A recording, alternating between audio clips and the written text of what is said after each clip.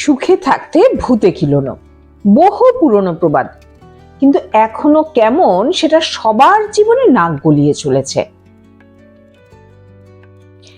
এই যেমন ধরুন, দিব্য বাপের হোটেলে খাচ্ছিলাম, দাচ্ছিলাম, ঘুমাচ্ছিলাম, হঠাৎ মনে হলো চাকরি করব। ব্যাস, লম্ফঝম্প শুরু। অনেক কিছু লেখালেখি করে চাকরিটা আমি পেয়ে গেলাম বেলা সত্যি।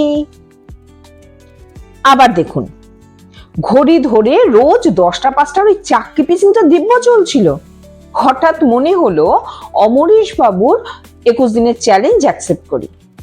হয়ে গেল, এখন রোজ নাওয়া খাওয়া ভুলে সেলিব্রিটি হওয়ার চেষ্টা করছি। কি আর বলবো, প্রেমটা শুরু করেছিলাম গুড মর্নিং মেসেজ দিয়ে, আর এই সবের চক্করে প্রেম সিন 2 days ago।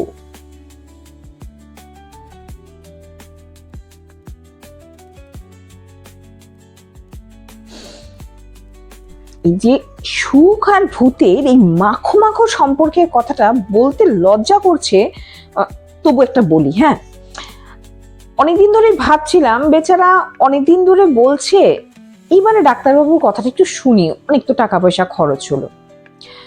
তো সেদিন রাত্রেবেলা ঘুমোতে যাওয়ার আগে ভাবলাম কাল থেকে আমি ডায়েট করবই করব।